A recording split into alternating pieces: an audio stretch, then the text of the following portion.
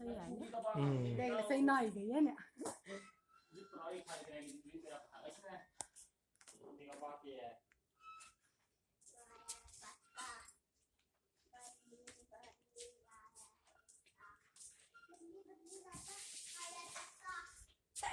ਹਾਏ ਹਾਏ